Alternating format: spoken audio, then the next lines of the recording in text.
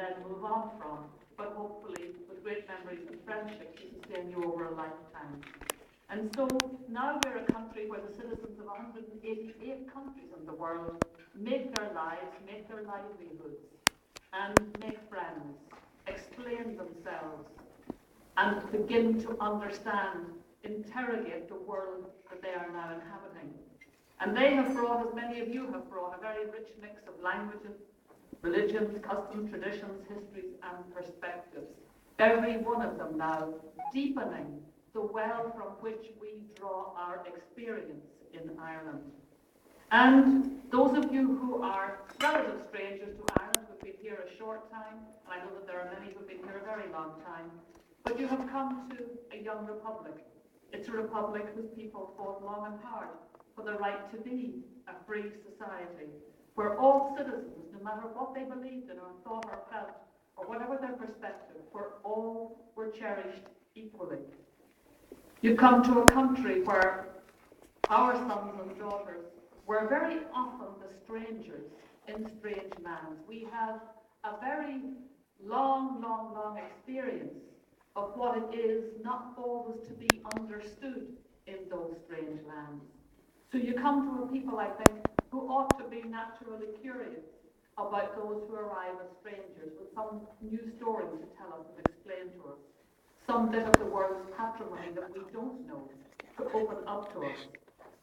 And those of you who are students among us who have come from other lands, you come to a country which also, regrettably, knows a bitter thing or two about religious and ethnic intolerance.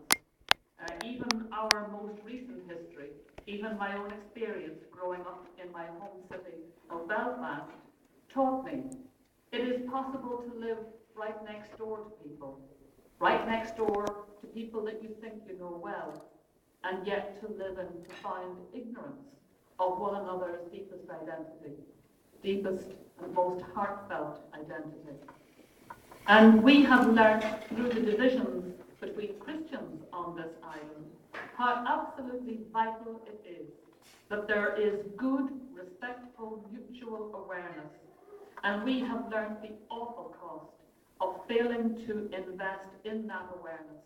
How stereotypes grow up and fester, how fears fester, how hostile attitudes and presumptions wreck the opportunity for open, spontaneous, happy friendships and good neighbourliness. Historically, Ireland's links with the world of Islam have been relatively modest. They have been largely forged, and indeed well forged, by many Muslim students from many countries who paid Ireland the great compliment of coming here to undertake their professional and academic studies. They have proved to be the most wonderful ambassadors here in Ireland for their faith and for their countries. And they have also, wherever they have gone in the world, they have proved to be the most wonderful ambassadors for Ireland. Wherever they have gone in the world, they have spoken well of us and spoken well of their experience here. So many of them undertaking to become in their everyday work voluntary advocates for Ireland. Some stayed, made their lives here. Their children, of course, are now the children of Ireland. And they carry with them a multiplicity of identities and a multiplicity of allegiances. Love of a homeland that was a father's homeland or a mother's homeland, and love of Ireland. And these things sit comfortably inside their hearts. And many, of course, of them, those who have stayed, they have made such a huge contribution to Irish life, to the breadth of Irish life, civic life, political life, implanting in Irish life a growing consciousness of the Islamic faith and an opportunity to deepen our awareness of it. In fact, as we know, it was Muslim students studying here who established the first Islamic society way back in 1959. Today, Ireland's Muslim population, though still relatively small, has been augmented by inward migration and, of course, by a large international student population drawn from many countries. And so it's very important that on an evening like this, that I take this opportunity to acknowledge the hugely positive contribution that Islamic students and those of the Muslim faith make to Irish life, Irish society, in its many, many facets, and how important, in particular, the students are to our economy. And indeed, everybody is to our economy at the moment, because it's all hands to the wheel, isn't it? You are helping to advance the frontiers of science, of technology, of medicine, of research.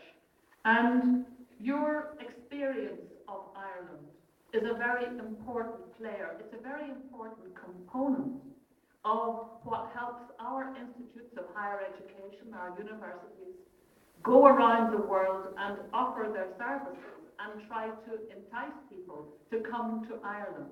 It is your experience, really, that is such an important ambassadorship for our universities and colleges, particularly where people have to compete so hard to attract students to a country. It's a very globalized, very competitive environment.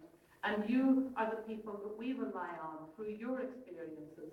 And we pray and hope they are good experiences, because we know if they are good experiences, then you in turn will tell your friends, tell your families, and the word about Ireland will be a good word. The Islamic and Muslim student societies, we know, are very active in colleges right across the country, promoting awareness, fostering relationships across different cultures, making each other welcome, doing something that the Irish are very, very familiar with. Many of the Irish, when they went abroad, the first thing they did, of course, knowing how difficult it is to be in a place where you are a stranger, it's so important to have friends and to have things that are familiar around you. And many, many Irish, the first thing they did was, of course, they set up Irish societies. And they are all over the world, mimicking in exactly the same way what you have done, creating a comfort space, a space of community, a space where you can be friends to one another. But then comes the other job, the job of outreaching to the community that you're now part of, the wider community, introducing yourself to them, letting them introduce themselves to you, opening up a dialogue through which you become friends and through which you deepen your understanding of each other. And that's a very important investment that I know that you take very, very seriously. This week alone is such positive evidence of how seriously you take that.